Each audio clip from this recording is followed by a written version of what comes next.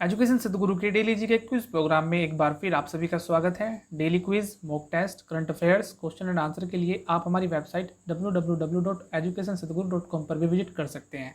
तो चलिए आज के अपने सेशन की शुरुआत हम कल के अभ्यास प्रश्न के द्वारा करेंगे। कल हमने आपसे अभ्यास प्रश्न में पूछा था कि हाल ही में वित्त मंत्रालय के निर्देश के अनुसार कितने लाख रुपए तक के सालाना कारोबार करने वाले कारोबारियों को जीएसटी से छूट प्रदान की गई है। इस प्रश्न का सही आंसर है ऑप्शन बी यानी 40 लाख रुपए। हाल ही में वित्त मंत्रालय ने 40 लाख रुपए तक के सालाना कारोबार करने वाले कारोबारियों को जीएसटी से छूट प्रदान की है। शुरुआत में यह सीमा 20 लाख रुपए थी। इसके अतिरिक्त 1.5 करोड़ रुपए तक के टर्नओवर वाले लोग कंपोजिशन स्कीम का विकल्प भी चुन सकते हैं। चलिए आज का अपना पहला प्रश्न देख लेते हैं कि army 2020 international military and technical forum का आयोजन निम्नलिखित में से कहां पर किया जा रहा है। इस प्रश्न का सही आंसर है ऑप्शन ए यानी मॉस्को। हाल ही में रूस की राजधानी मॉस्को में आयोजित army 2020 international military and technical forum में भारतीय पवेलियन का उद्घाटन 23 अगस्त को किया गया।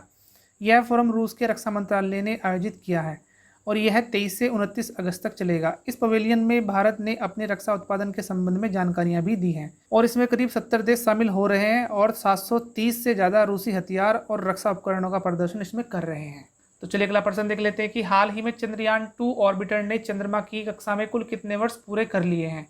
इस प्रश्न का सही आंसर है ऑप्शन ए यानी 1 वर्ष। हाल ही में चंद्रयान 2 ऑर्बिटर ने चंद्रमा की कक्षा में अपना 1 साल पूरा कर लिया है। इसरो ने कहा है कि चंद्रयान 2 ऑर्बिटर पर लगे सभी उपकरण अभी भी वर्क कर रहे हैं और लगभग 7 वर्षों तक इसे चालू रखने के लिए ऑर्बिटर पर पर्याप्त ईंधन मौजूद है। आपको बता दें कि चंद्रयान 2 ऑर्बिटर ने 1 साल के अंदर चंद्रमा के चारों ओर 4400 से अधिक बार परिक्रमा उसकी की है। चलिए इसी के साथ अगला प्रश्न भी देख लेते हैं कि निम्नलिखित में से किस संस्थान ने भारत में कोरोना वैक्सीन के लिए एक पोर्टल लॉन्च करने की घोषणा की है। इस प्रश्न का सही आंसर है ऑप्शन बी यानी Indian council of medical research ICMR ने। हाल ही में ICMR ने जल्द ही भारत में वैक्सीन के लिए एक पोर्टल लॉन्च करने की घोषणा की है जिस पर कोविड-19 वैक्सीन के बारे में जानकारियां उपलब्ध होगी। साथ ही बहुत सी बीमारियों को रोकने के लिए उपयोग किए जाने वाले सभी टीकों से संबंधित डेटा इस पोर्टल पर उपलब्ध होगा। चलिए इसी के साथ अगला प्रश्न भी देख लेते हैं कि निम्नलिखित में से किस मुस्लिम देश के नेता को जॉर्डन की सालाना पत्रिका द मुस्लिम 500 में मैन ऑफ द ईयर चुना गया है। इस प्रश्न का सही आंसर है ऑप्शन डी यानी इमरान खान। जॉर्डन की सालाना प्रकाशित होने वाली पत्रिका द मुस्लिम 500 ने पाकिस्तान के प्रधानमंत्री इमरान खान को अगस्त 2018 में उनके प्रधानमंत्री बनने के बाद भारत के साथ शांति बनाए रखने के प्रयासों के लिए द मुस्लिम 500 ने मैन ऑफ द ईयर से उन्हें सम्मानित किया है। चलिए इसके साथ अगला प्रश्न भी देख लेते हैं कि हाल ही में multi commodity exchange of India ने देश का कौन सा बुलियन इंडेक्स MCX बुलडेक्स लॉन्च किया है। इस प्रश्न का सही आंसर है ऑप्शन ए यानी पहला। देश के सबसे बड़े बाजार multi commodity exchange of India ने हाल ही में देश का पहला बुलियन इंडेक्स बुलडेक्स लॉन्च किया है। साथ ही MCX बुलडेक्स के सितंबर, अक्टूबर और नवंबर के एक्सपायरी वायदा अनुबंध भी लॉन्च किए हैं। आपको बता दें कि इसका लॉट साइज 50 का है। चलिए इसी के साथ अगला प्रश्न भी देख लेते हैं कि निम्नलिखित में से किस सोशल मीडिया ऐप ने hyper local information platform circle internet खरीदा है। इस प्रश्न का सही आंसर है ऑप्शन सी यानी शेयरचैट। हाल ही में सोशल मीडिया ऐप शेयरचैट ने hyper local information platform circuit internet खरीदा है। इस खरीद के साथ सर्किल इंटरनेट की मौजूदा 15 सदस्यीय टीम शेयरचैट के साथ शामिल हो गई है। आपको बता दें कि सर्किल इंटरनेट की स्थापना 2018 में IIT के 3 छात्रों उचित कुमार, गौरव अग्रवाल और शशांक शेखर ने की थी। चलिए इसी के साथ अगला प्रश्न भी देख लेते हैं कि हाल ही में जारी एक रिपोर्ट के अनुसार निम्नलिखित में से किसने गरीब कल्याण रोजगार अभियान के तहत 6,40,000 से अधिक मानव कार्य सर्जित किए हैं। इस प्रश्न का सही आंसर है ऑप्शन बी यानी भारतीय रेलवे।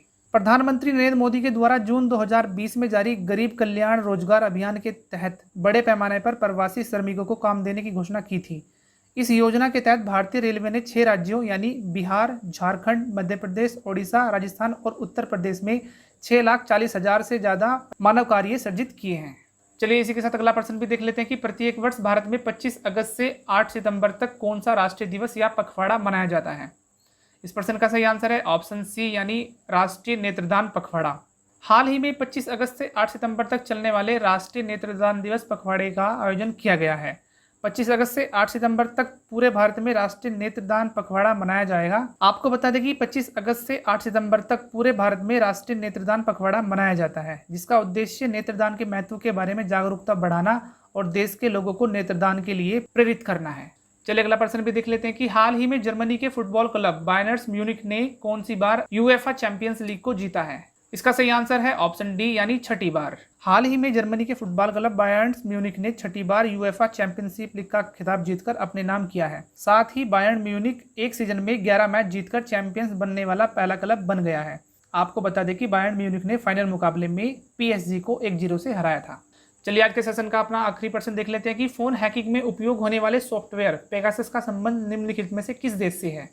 इस प्रश्न का सही आंसर है ऑप्शन डी यानी इजराइल। हाल ही में सऊदी अरब और यूएई सहित 5 खाड़ी देशों ने इजराइल देश की टेक कंपनी एनएसओ से फोन हैकिंग में इस्तेमाल होने वाले सॉफ्टवेयर पेगासस और अन्य उपकरण को खरीदा है। आपको बता दें कि एनएसओ जो कि एक प्राइवेट कंपनी है, यह कंपनी फोन हैकिंग और जासूसी उपकरण निर्मित करती है। चलिए आज का अभ्यास प्रश्न भी देख लेते हैं कि निम्नलिखित में से किस देश ने हाल ही में गाओफेन 905 नामक उपग्रह को लॉन्च किया है। ऑप्शन ए चीन, बी रूस, सी जापान या फिर डी दक्षिण कोरिया। इस अभ्यास प्रश्न का आंसर आप हमारे कमेंट सेक्शन में जरूर दीजिएगा और यदि आज की वीडियो आपको पसंद आई है तो प्लीज़ वीडियो को लाइक करें, कमेंट करें और दूसरों के साथ ज़्यादा से ज़्यादा शेयर भी करें। और यदि आप हमारे चैनल पर अभी नए हैं तो चैनल को प्लीज़ सब्सक्राइब जरूर करें, बेल आइकन को प्रेस करना बिल्कुल भी मत भूलें ताकि सबसे पहले नोटिफिकेशन आप ही को प्राप्त हो। तो तब तक के लिए आप हमारे चैनल पर लगातार बने रहिए।